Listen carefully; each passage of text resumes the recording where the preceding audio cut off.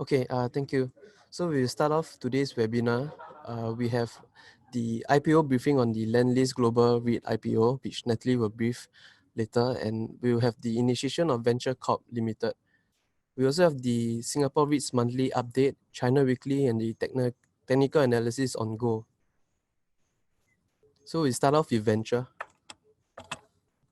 So a little bit of the background. Venture was founded in 1984 as an EMS provider. So it has then expanded its capabilities from assembly and manufacturing into research, design, and development. So we have 4 investment theses supporting our buy recommendation. Firstly, VMS enjoy high profit margin and is consistent in gaining profit pool. VMS also possesses a strong balance sheet with a net cash position to support attractive dividends of 4.6%. VMS is also a beneficiary of the supply chain disruption in China due to the trade war. And lastly, of course, valuation is attractive right now. So moving to revenue, it can be broken down into 2 portfolios. Portfolio 1 is seen as the growth portfolio, while portfolio 2 is the legacy business for the group. So we think key customers that has led growth to venture was in the life sciences and genomics and lifestyle consumer technology. So we think there are 3 key customers for venture, which is Philip Morris, Illumina, and Keysight. So VMS manufactures Philip Morris IQOS product, which stands for I Quit Original Smoking, as you can see in figure 3. So this IQOS devices heats up tobacco units to up to 350 degrees without combustion. And this is claimed by Philip Morris that is less harmful to consumers. So we think that the ongoing introduction with IQOS and IQOS 3.0, which is the newest product out there, will mitigate weakness in Korea and Japan. So recently, IQOS 3.0 was launched in Japan, I think last week. So this will help with the IQOS sales. As you can see in figure 2, it has risen rapidly since 2017. And also VMS IQOS product is under less regulatory scrutiny than the pod and cartridge-based e-cig that's going on in the market, in the US market right now. So moving on to Illumina. So Illumina provides sequencing and array-based solutions for genetic analysis. It's the first company in the United States that is able to provide genetic analysis within $1,000 budget. So its products are designed to accelerate and simplify genetic analysis, and Illumina has enjoyed a 5 years CAGR of 12.4% and continues to gain market share in the genomic sequencing market. Moving on to Keysight. Keysight offers electronic measurement services using wireless, modular, and software solutions. In FY18, its revenue grew 21.6%, and as of last result, they raised their outlook and expect a revenue growth of 9 to 10%. So these are the list of potential customers that venture may have. It might be old customers, existing customers, or new customers. So venture has around 100 customers in its portfolio, but we think these are the key ones. So moving on to expenses, majority of expenses is in the changes in finished goods, work in progress, and raw materials. Due to the lean cost structure that venture adopts, employee expense has been stable despite expanding operations. It's also key to note that venture spends 1.72 times more on R&D versus its peer average in the US. However, we expect R&D to moderate in FY19 given its high base in FY18. We do not think that low R&D will signify a lower growth or lower momentum in revenue, because this R&D is fully customer driven, and these milestones may be shifted according to customers' requirement. So moving on to the venture gaining industry profit pool. So they have been able to achieve growth in these 5 years from 4% to 39%. And this is very impressive and it's attributed to these 4 points that we think. It's because of, firstly, they are very heavy in R&D. They spend a lot more than its peers, and they also have adopted a lean cost structure, and they are very financial disciplined. They are also very selective in customer acquisition as they aim for quality growth instead of going for volume. And hence, they focus on low volume products with high mix. So VMS has a net profit margin of 10.6% versus peer average of 2%. So being strong in Southeast Asia, it's positive right now in this environment, as we are observing an ongoing shift of the electronic supply chain from China into Southeast Asia, which we will show in figure 11. We have also seen a huge spike in the Malaysia electrical and electronic investment approvals in figure 10, which we will show. So currently, VMS has the largest facilities in Southeast Asia and is least exposed to China. Its ventures China exposure is less than 5% of its total properties, and less than 2% of total revenue is affected directly by the trade war. So you can see in first Q18 to 2Q19, Malaysia approved electrical and electronics product has spiked ever since Donald Trump initiated the trade war. We also can see in figure 11 that there's a massive relocation of electronics manufacturing from China to Malaysia. Such names include Apple, Cinema, Google, Panasonic. So with that, we have a buy rating and a target price of 17.68. We base our target price on the 14 times PE multiple. This is in line with peers. We think that our valuation is conservative given its superior return on equity, profit margin, and balance sheet. VMS also pays a 4.6% dividend, which we expect to be stable given its strong cash flow and balance sheet. So net cash to equity is around 32%. So with that, I'll pass it on to Jie Yuan, who will talk about China. Thank you, Alvin. I will give an update on the China's economic indicators. Overall, there is 3 economic indicators showing the China's economics that may warming up soon in the first quarters or in the first quarters of the 2020. First, we are seeing the August social financings is the warming up. Social financings will always think as the leading indicators for the nominal GDP growth.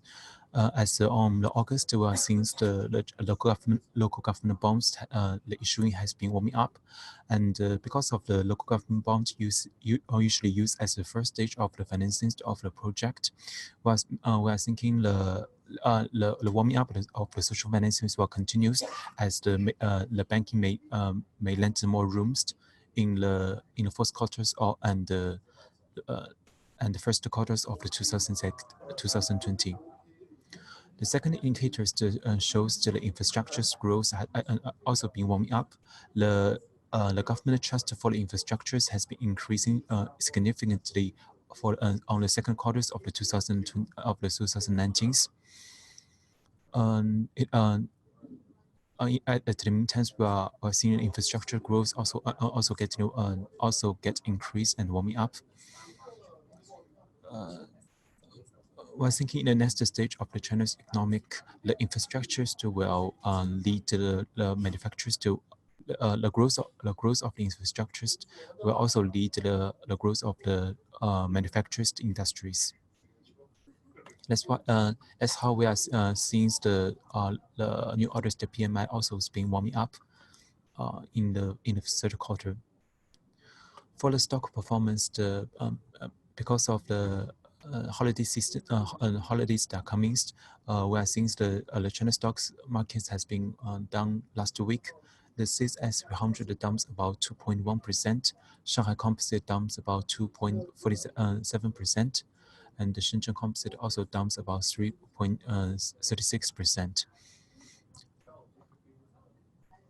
As I mentioned before, because currently the capitals are stacked at the banking systems, as the infrastructure project has been started, For the banks may lead them lend them more money for the infrastructure project. It will increase the business for the diversity banks and regional banks. That's why we see the banking's performance has been turning up. This is the list of the upcoming earnings released. I will move on to the variance for the technical analysis. Hi, thank you, Mike. Thank you so much. So I'll carry on for the gold. So for gold, gold is currently very bullish in the long-term view, and the recent surge in the value of gold is due to a surge in negative yields in the market. So you can see that the tandem actually matched with the yield, the global negative debt ratio. So as such, for the view is that potential of gold surging beyond 1,800 is possible in the near long term, given maybe 2 to 3 years. So for the technical analysis part, it suggests that gold may enter into a phase of correction. First, the formation of head and shoulder, and actually the breakout of the immediate trend line actually suggests a downward bearish correction on the daily chart. However, do note that although there's a bearish formation reversal pattern, the overall dominant trend of gold is still very bullish. However, just that we prefer to enter a buy at between 1450 and 1400 due to a strong area of demand over here. So let's move on. If we do analysis on the weekly chart, on the Elliott wave count, we can further judge that there's a third wave formation coming along on the primary trend, and you can see that actually this third wave of the primary phase is not yet completed, and minimally we are looking at 1,700 to which wave 3, and should it extend beyond 1,008, it will be a Fibonacci extension of 2, which is part of the wave 3 extension as well. And then if you look at the wave count of the intermediate trend, which is over here from this area to this, the wave 3 is also at there's current reversal. So this explains that why there might be a reversal back to 1450. So it's near to the 50% retracement of the wave 3. So however, do take note that should price actually retrace all the way below 1,400, then the potential reversal will be at bullish reversal will be at 1,300. Long-term target is set at 1,700 minimum. So I'll move on to Natalie to explain for the REITs. Thank you. Okay, while we are waiting for Natalie, we have a question. What is the risk to ventures revenue when US is considering banning e-cigarette? Walmart would stop selling e-cigarette in the near future. What percentage of revenue and net profit does the tobacco industry make up ventures total revenue and net profit? Thanks. We do not think that the exposure to the banning of e-cigarette will be very material to venture. I mean, as you all know, venture do not share much of the revenue breakdown, and also to us as well. But we do not think it's material because venture has at least 100 customers, and they have already shared that not all customers, a single customer would not have a 5% weightage on the revenue. So you can infer from there. And then also the banning of the e-cigarette, I think they are referring to the pod-based and cartridge-based, whereas venture is on another category of e-cigarette, which they are using still a tobacco unit, but they are heating up to 350 degrees instead of those liquid form cigarettes. Thanks. Hi, sorry for the wait. Okay, so now I'll go through the Lendlease IPO first. Lendlease IPO dropped about last week, and they conducted a IPO briefing for analysts. This was attended by Paul, but he's not here to present, so I'll go through briefly go through the IPO offering details. IPO price will be at 88 Singapore cents. And this is the annualized dividend yield is about 5.6% for 2020. So the two assets that will be injected into the initial IPO portfolio, they are, first of all, an office asset in Milan, Italy. This is about 30% of the portfolio, and for a price of about 400 million Singapore dollars. It is a Grade A office building, and this is actually a single triple net lease, meaning that all the insurance, taxes, and is paid by the master lessor. Sorry, the master lessee.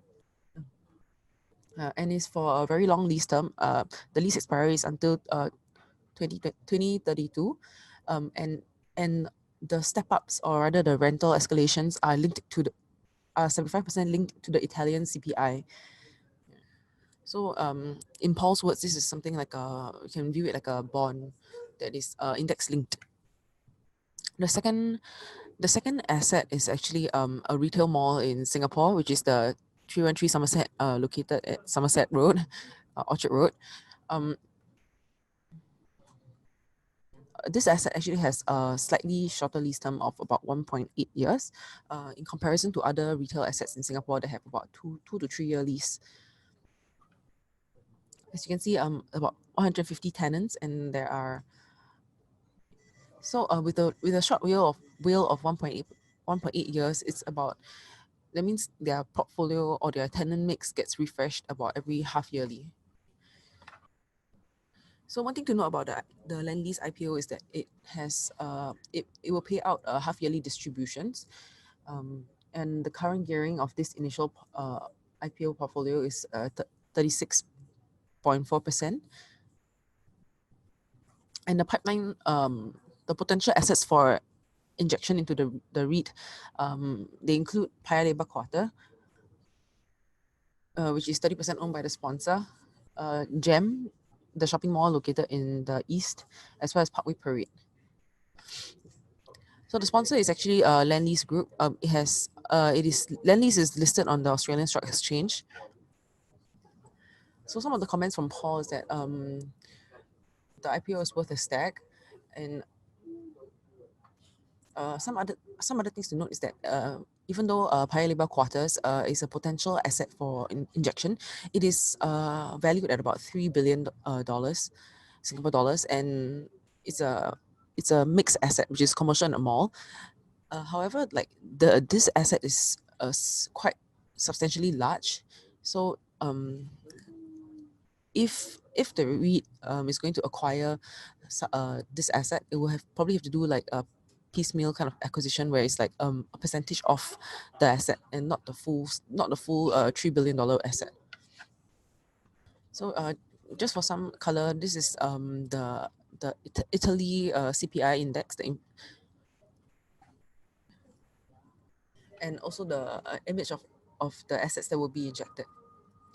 What Paul did was a simplistic valuation back of envelope calculation for to proxy for this REIT, which is I think he uses 35% weight of the European REIT, and 65% of a Singapore retail REIT. So this gives us a dividend yield of about 5%, and this compares to Lendlease's initial dividend yield of 5.81%. Okay, so moving on to SREITs. Okay, moving on to SREITs Monthly. So this is we'll be presenting some data for the month of July. This is the monthly download. So the SREITs index is still outperforming the STI as well as the FTSE Real Estate Index. Year to date, it's about 21.7% up. So the graph on the left will show us the FTSE Real Estate Index, the price as in comparison to the dividend yield. So the dividend yield as at September is actually about negative 1.3 standard deviation level. This is it has expanded from the low of about 2.3%. So now currently it's at 2.6% dividend yield. On On the other hand, the SAW has also fallen slightly, even more. Initially, it was around the 2% range, and in September, it fell even lower to 1.68. And this has been very conducive for all the REITs in the sense that they have been able to they have taken this opportunity to raise funds, conduct equity fundraising as well as via private placements and preferential offerings. And to date, they have raised about 3.2 billion Singapore dollars in 2019, and this compares to last year where they raised $4.3 billion. And the fundraising has predominantly been used for asset acquisition. In the last month itself, we saw Capital DC as well as Mapletree Industrial Trust and Manulife US REIT that have acquired several assets, and the placements were substantially oversubscribed in a range of 5.3%. 5.3 times to 9.3 times oversubscribed. And this compares to some of the placements that were done earlier in the year, where it was around 2.2 times subscribed to 5 times subscribed. So one thing we note about the placements, and the reason why we feel that it has been a very very hotly viewed is because the investors are probably looking for a cheaper entry price to get into REITs, and there's still a great appetite for yield instruments. Okay, cool. Okay, thank you. Sorry for the technical trouble. Okay, so the graph on the left is the graph showing the price index for the FTSE REIT index as well as how the dividend yield has been going for the past few years, as well as the SAW. So moving on, we have the data for the the retail sales index, excluding motor vehicles. So for the month of July, the RSI is still slightly negative, negative 2.5% year on year. Actually, since the start of the year, the RSI has been negative, and this is largely due to the furniture and household equipment, as well as the computer and telecom sales. The one segment which has been doing relatively better than the rest is the F&B. It has year on year it's up 3.9%. Another data that came was the SG international tourist arrival as well as the hotel RevPAR.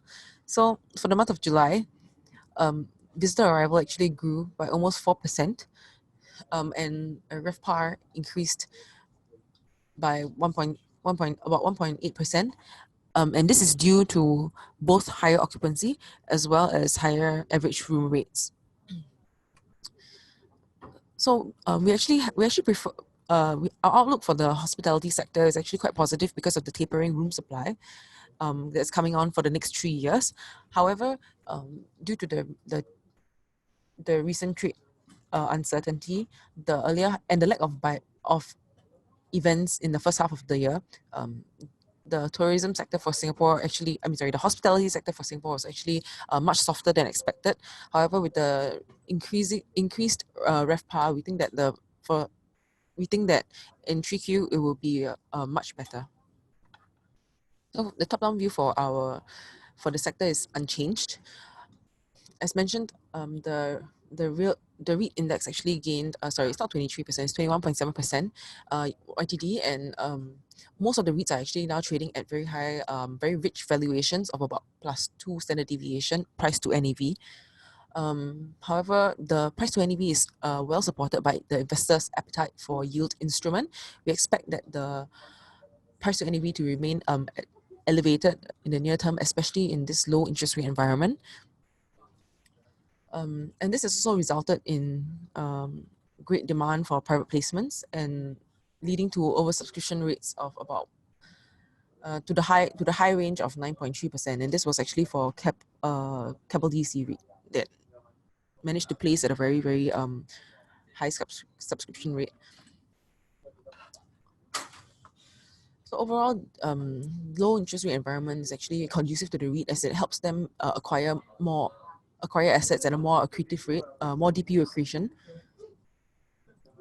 And we also note that the REITs have been busy with acquisitions and fundraisings, as well as trying to term out their low maturities to lock in the lower interest rates. So the table on the right will show you our calls. And as usual, we favor REITs with lower gearing, higher interest coverage, long weighted average debt to maturity, and a high proportion of debt on fixed rates. I'll briefly show the SREIT universe. Okay, so that's it for our briefing for today. We'll now take some questions. Okay, hi. So we have some questions with regards to REITs. So GTO actually stands for gross turnover. Usually for retail malls, they have the rents charged are, there's two components to it. One is the fixed component and the other one is the variable component, which is tied to the amount of sales that the tenants actually make. So it's a percentage of sales kind of thing. So GTO is actually the sales amount. The next question is about why would Lendlease trade at a discount to other retail malls? So for retail segment itself, there are two. It can be briefly, roughly split into two categories, which is the suburban malls, which is where FCT, Fraser Centrepoint Trust, will be in, as well as the central malls, which is where you see malls like Ion and, for example, most of like for example Funan, which is owned by CapitaLand Mall Trust. So in the Singapore market, the subcategory of which is doing comparatively better is actually the fringe malls, the suburban malls, which is FCT. FCT holds most of these assets. They are considered fringe or suburban, and they are actually doing better than the central malls in terms of rents. The rents have been increasing in the past few quarters, and basically the suburban malls are the ones that are outperforming the retail malls. So I think what Paul was trying to show is that the valuation or the DPU that we use to mirror or to come up with a mirroring portfolio of Lendlease is that of a central mall asset and not a suburban mall. Hi, so for one of the questions, what is a stack? I think this opinion comes from Paul that it is probably worth, basically means that you will sell the shares as soon after allotment to realize a quick profit. So it's not more of like a short-term play kind of situation if you were to invest in the IPO for Lendlease. Another question is about whether or not it would be better to buy Lendlease at a point where they do EFRs later. Generally, for most of the private placements, it's only to selected investors. So not everybody can actually be offered a placement portion. Same thing for preferential offering. Usually it's to existing shareholders. So while yes, it is much better to get in via EFRs in general because they will be offered at a discount to the current share price or the VWAP. If you're not already a shareholder, it might be difficult for you to get an allotment. There's another question about Manulife US REIT. Actually, we do not cover this counter. However, we have mentioned in the past that in terms of the yield, it is still very relatively attractive at about 6%, and also we like that the tenant mix and how the REIT has actually tried to future-proof their tenants by choosing tenants that are in newer economies. We also like that the class of assets and the respective regions in which they have chosen assets in. Hi, so we have another question about why do I keep referring to the standard deviation of the REIT? So I'll pull up the chart right now. So the standard deviation in terms of this chart is with respect to the dividend yield. It is a good sense of how, for example, the average, we know the average is how the REIT has been trading on average for the time period. So the standard deviation actually measures how far away from the norm it is. So in terms of dividend yield, the higher the dividend yield we want is perceived as better. So we want it to be at the plus one or plus two standard deviations. Means we are earning on average higher than the average. Yeah. So currently, where we are right now, the dividend yield is actually on the low side, which is not what we want as investors. Okay. We have another question about the Lendlease cornerstone investors. There's no lock-in period for the cornerstone investors. So one more thing to note about the standard deviation, in terms of yield, which we want it to be high, we hope that as investors, the yield will be on the high side, which is the plus one, plus two standard deviation. However, if you're talking about price, the price to NAV, we want the price to NAV to be low. So it means we want it to be on the negative side, meaning to say we are buying in at a lower price than the average. I hope that was clear enough. If not, you can always drop me an email and I will try my best to explain it further. Hi, so we have another question about the negative factors that contribute to our view that this Lendlease IPO is only worth a short-term play and not a longer-term play. I think this has much to do with the injectability of the pipeline assets into the REIT. Of course, I didn't attend this briefing. This is more of Paul's view. So it's harder to, the fact that the Lendlease, the sponsor only has the stake that it has in these assets. For example, Paya Lebar Quarter is only 30% owned by the sponsor. And then Parkway is only 6% owned by the sponsor. And so the sale or the approval of the sale to the REIT actually also hinges very much on the other shareholders. So the injectability and hence the growth trajectory of the REIT is not very clear to us at this moment. So unfortunately, I'm not able to comment much more on the Lendlease IPO. So we have another comment about where can we find the presentation slides. Unfortunately, it's not, we do not upload our slides, but this webinar the presentation will be available on YouTube as well as our Stocks BNB website. Okay, I think I managed to cover all the questions that have been aired. So I think we'll stop our webinar here. Thank you all for tuning in. If you have any questions, you can always please feel free to drop us an email. Thank you, everyone.